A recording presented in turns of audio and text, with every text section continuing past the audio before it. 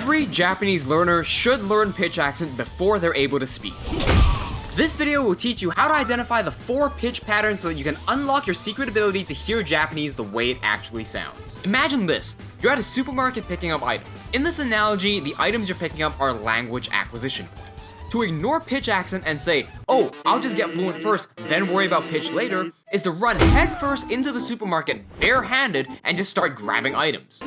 Then, trying to huddle everything back to your shopping cart and retracing all your steps so you can re-pick up all the stuff that you dropped. On the other hand, to learn pitch accent first is to not head straight for the aisles, but to instead take a few steps back, grab a shopping cart, and then proceed to go shopping. Here's the thing.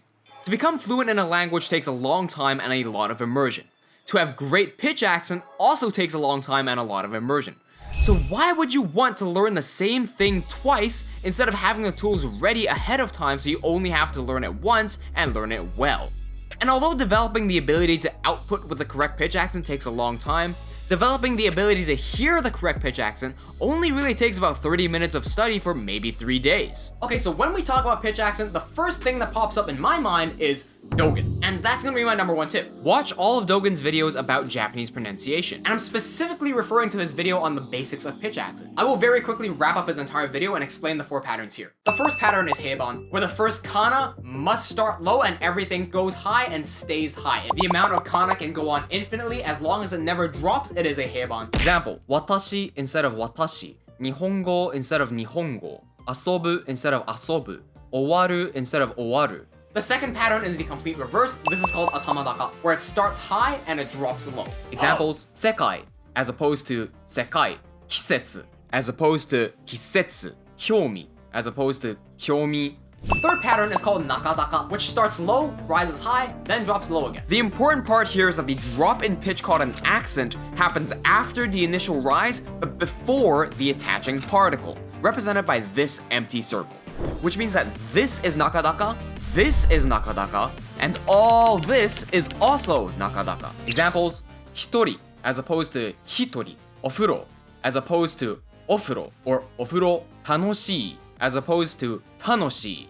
The final pattern is what catches people off guard. It is called odaka, and it looks exactly like heiban until you attach a particle to it. Particles do not in and of themselves have a pitch. They always take the pitch of the word that it's attached to. Examples, hanaga, meaning flower, as opposed to hanaga, meaning nose. Otoko ga, as opposed to otoko ga, or otoko ga. Ashita ga, as opposed to ashitaga. Okay, so with the knowledge of these 4 pitch accents, the next thing we're gonna do is what's called a minimal pairs test. You can either choose the free option on kotu.io, but I'll be using the Migaku pitch trainer, which is paid. If you want to follow along, there is a link to Migaku in the pinned comments, which will also give you a free month. So on the pitch trainer, what you want to do first is go to the placement test down here. This will now give you a series of 50 questions to assess your current level. Our first task here is to listen to the prompt, then select the matching audio and hit submit. You can listen to the other versions by clicking on it as long as it has a music note icon like this.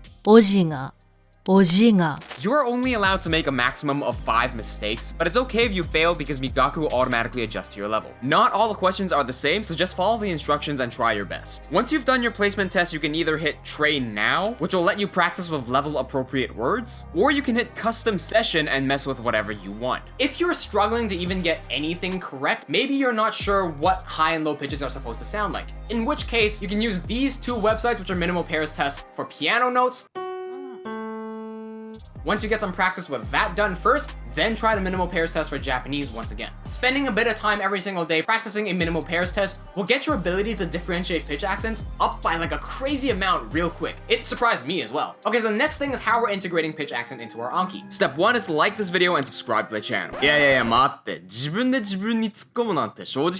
So I'm watching an episode of anime here using Migaku, and you can find out how to do this using this video up here. And while I could mine every single unknown word all in one go, for the sake of this video, I'm just gonna isolate out this word in particular. Once I create the card on the reading section, I want to add the pitch accent. For that, we can use the Japanese pitch accent add-on. I can simply copy the reading, press this little pitch accent button here, paste it, hit enter, then enter a series of H's or L's to differentiate highs or lows. So I can find that out by going back to Migaku and highlighting over the word, looking for the dictionary part which says it's pitch accent, and I'll simply just input that into my Anki. Remember to also add an extra note for the particle, and we have a pitch accent graph that just works. For Furthermore, I also like to color code my cards. You can use this plugin called the Fast Color Changer, and you can set it up like so by copying this code in, which will be in the description. For me, this is how I color code my cards. Blue is heiban, red is atamadaka, green is nakadaka, and yellow is odaka. Last thing I want to give you is several warnings. Number 1. If you use Yomi-chan, Yomi-chan is actually quite frequently wrong on the audio that it plays, and if you generate cards using Yomi-chan,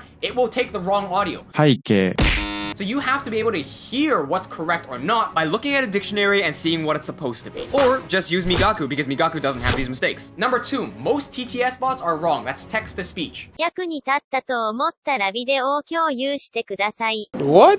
One of the TTS bots known for having correct pitch accent is the Prosody Tutor Suzuki-kun. Enter this into here, press the start button, and it will show you a pitch accent graph of what it's supposed to sound like in the Tokyo dialect. 役に立ったと思ったらビデオを共有してください。 If you want to hear a word pronounced differently, you can actually change the highs and lows of this word by clicking on the individual kana. 役に立ったと思ったらビデオを共有してください。 Another option you have is ttsmp3.com, and although this one sounds more natural, it has less customizations. 役に立ったと思ったらビデオを共有してください。 You really shouldn't be relying on TTS though. If you need to find native pronunciations of certain words, you can use forvo.com. Number 3, make sure that when you're mining the sentence audio, you actually have the dialect that you want. If you are on forvo.com, for example, make sure that the person who's giving you the audio is from Tokyo or speaking the standard dialect. If you're on High Native asking somebody to pronounce something for you, make sure you specify that you want the standard pronunciation. If you're just mining from immersion, make sure you understand where this person is from. And although you can learn that through immersion, doing too much immersion when you're not ready will actually hurt your language gains. Watch this video next to find out how.